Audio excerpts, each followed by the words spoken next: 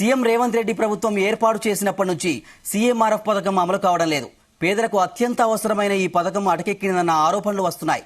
ఇప్పటికే 87,000కు పైగా దరఖాస్తులు పెండింగ్లో ఉన్నాయి.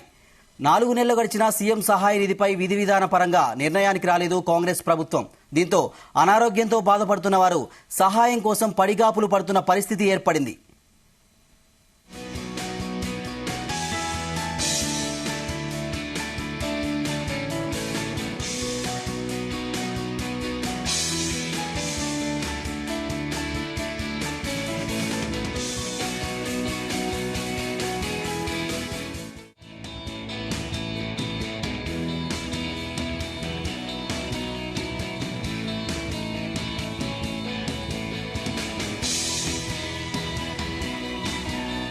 ఇక ఇదే ఇష్యూకు సంబంధించి మరిన్ని డీటెయిల్స్ మా ప్రతినిధి శ్రీచరణ్ అందిస్తారు. శ్రీచరణ్. శ్రీనివాస్, సీఎంఆర్ఎఫ్ ఫైల్ ప్రస్తుతం చాలా మటుకు దరఖాస్తులు పెండింగ్ లో ఉన్నాయి. వేల సంఖ్యలో ఇవి పెండింగ్ లో ఉన్నాయి చెప్పుకోవాలి. మనం యాక్చువల్ ఫిగర్లు అయితే దాదాపు 80,000 పైగా దరఖాస్తులు ఇప్పటి వరకు పెండింగ్ లో ఉన్నాయి. గత ప్రభుత్వంలో జూలై 2023 నుండి టిల్ డేట్ వరకు మోర్ దెన్ 80,000 పైన కూడా అప్లికేషన్స్ అనేటివి అవి పెండింగ్. ఏంటంటే చీఫ్ మినిస్టర్ సీఎంఆర్ఎఫ్ ఫండ్ ఉద్దేశించింది దేనికంటే అనారోగ్యంతో బాధపడుతున్న వాళ్ళు ప్రధానంగా ముఖ్యమంత్రి సాయం కోసము ఎదురు చూస్తారు. ఇది చీఫ్ మినిస్టర్ రిలీఫ్ ఫండ్ అనేది స్పెసిఫిక్ గా సీఎం ఆఫీస్ తోని రిలేటెడ్ అయి ఉంటుంది. ఈ చీఫ్ మినిస్టర్ రిలీఫ్ ఫండ్ అనేది స్పెసిఫిక్ గా ఒక సపరేట్ ఫండ్ అలొకేట్ అయ్యి ఉంటుంది. దీనికి ఈ ఫండ్స్ ని దేనికి కూడా గవర్నమెంట్ లో మిగతా డిపార్ట్మెంట్స్ కి వాడరు.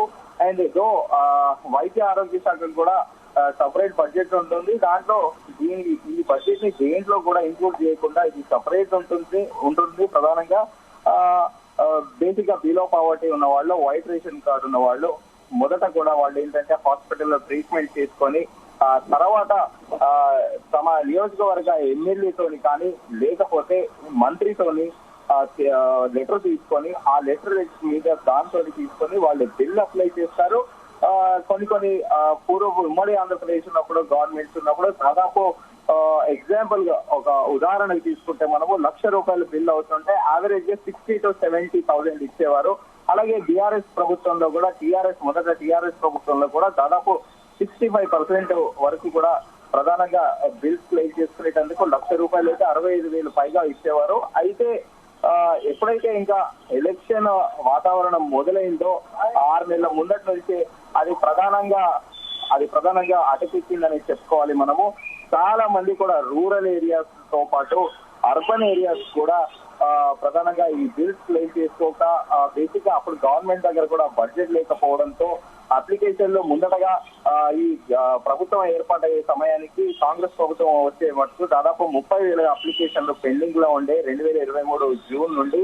అలాగే అనంతరము ఈ ప్రభుత్వం వచ్చాక మరో 40,000 అప్లికేషన్స్ కూడా వచ్చాయి. అయితే చెక్ నెంబర్ లో కొంతమంది ఎవరైతే విక్టిమ్స్ ఉన్నారో పేషెంట్లు వాళ్ళకి చెక్ నెంబర్స్ అయితే ఇష్యూ చేశారు. కానీ ఇప్పుడు గవర్నమెంట్ ఫుల్ సైజ్ గా ఆ చెక్ కి బడ్జెట్ అయితే రిలీజ్ చేయలేదు అని కూడా మనము ప్రధానంగా చెప్పుకోవచ్చు. అయితే దీంతో పాటు ఇప్పుడు ఎలక్షన్ కోడ్ ఉంది.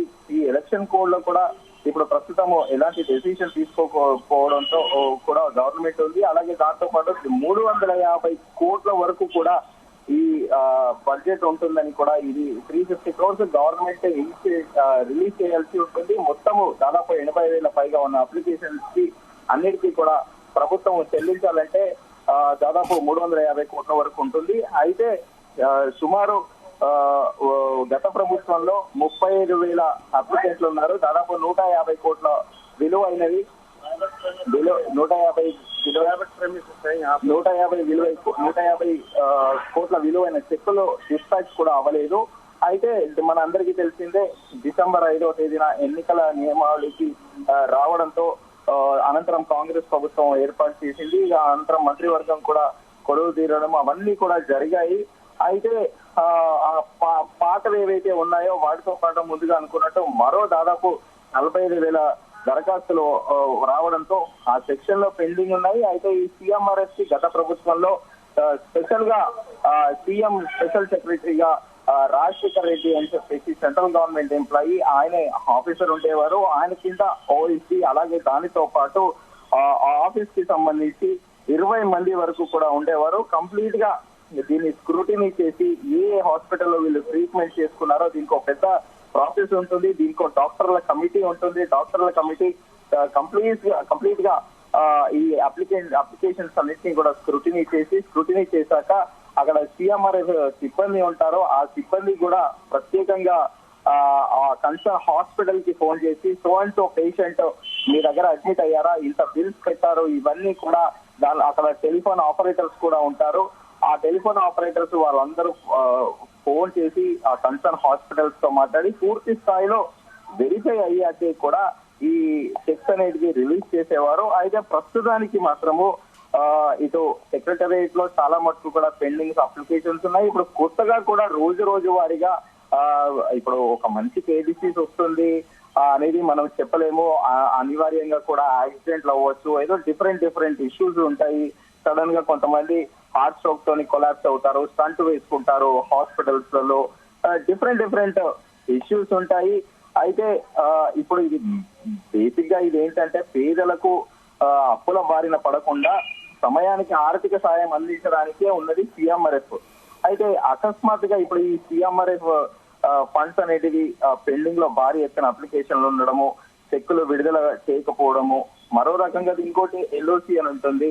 ఆ ఎల్ఓసి అనేది స్పెసిఫిక్ గా ఎర్లియర్ మిగతా ప్రైవేట్ హాస్పిటల్స్ కి కార్పొరేట్ హాస్పిటల్స్ గా ఉండేది. ఇప్పుడు దాని ఎల్ఓసిని స్పెసిఫిక్ గా ఓన్లీ నిమ్స్ కే పరిమితం చేశారు. నిమ్స్ అనేది గవర్నమెంట్ అఫిలియేటెడే కానీ అదే అటానమస్ బాడీ. సో నిమ్స్ కి కూడా మంత్రితోని ఎవరైనా మంత్రి దగ్గర నుంచి ఎల్ఓసి తీసుకొని ఎమ్మెల్యేలు మాత్రం సిఎంఆర్ఎఫ్ కి సంబంధించిన వాటిపైన సంతకం చేసి సో అండ్ సో పర్సన్ కి ఇంత ఈ ట్రీట్మెంట్ కి ఇంత అవుతుందని వాళ్ళు సిఫారసు చేస్తారు. కానీ ఎల్ఓసి మాత్రము కంప్లీట్ గా మినిస్టర్ల చేతిలో ఉంటుంది. మినిస్టర్లు ఆ ట్రీట్మెంట్ కి డాక్టర్ నిమ్స్ హాస్పిటల్ నుండి కోడ్ తీసుకొస్తారు. ఆ కోడ్ తీసుకొచ్చిన దాంట్లో ఉదాహరణకి XYZ కి 6 లక్షలు ఈ ట్రీట్మెంట్ కి సర్జరీకి అవుతుంది, నిమ్స్ లో సర్జరీ కావాలి ఏంటి అంటే ఇమీడియట్ గా ఆ సదరు మంత్రి లెటర్ ఇచ్చేసి సదరు సిఎంఆర్ఎఫ్ అధికారితో కూడా ప్రత్యేకంగా చొరవ తీసుకొని చెబితే ఆ పేషెంట్ కి దాదాపు ఆ ట్రీట్మెంట్ ఎంత అవుతుందో కూడా ఆ ఎల్ఓసి 6 లక్షల పాటు శాంక్షన్ అయ్యేది. అయితే గత ప్రభుత్వంలో కూడా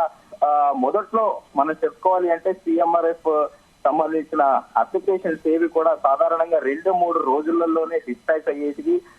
ఎవరైతే ట్రీట్మెంట్ చేసుకున్న బాధితుల ఫ్యామిలీస్ వచ్చేసి white ration card, hospital complete patient case sheet తో పాటు డిశ్చార్జ్ సమ్మరీ అవన్నీ సబ్మిట్ చేసి బిల్లులు పెట్టి ఈ 1-2 డేస్ లోనే అప్లికేషన్స్ ఎప్పుడు వస్తాయో ఈ డాక్టర్ స్కీమ్ తో పాటు అక్కడున్న టెలిఫోన్ ఆపరేటర్స్ వాళ్ళందరూ అక్కడ కన్సర్న్ హాస్పిటల్ కి ఫోన్ చేసి వెరిఫై చేసుకొని ఎమ్మెల్యే లెటర్ని ఇమీడియట్ గా అప్పట్లో ప్రగతి భవన్ పంపించేవారు.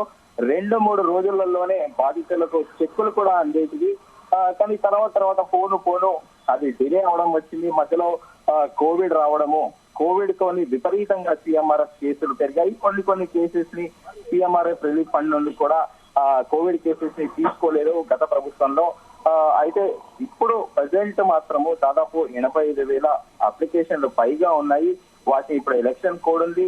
పోస్ట్ పార్లమెంట్ ఎలక్షన్స్ తర్వాత గవర్నమెంట్ 350 కోట్లు రిలీజ్ చేస్తుందా, లేకపోతే ఈ పేషెంట్స్ ఎవరైతే ఉన్నారో వారు మరింత కాలం వేసి చూడాల్సి ఉంటుందా అనేది మనకి పార్లమెంట్ ఎలక్షన్స్ తర్వాత ఒక క్లారిటీ వస్తుందని చెప్పుకోవచ్చు. Srinivas, right, thank you Sricharan.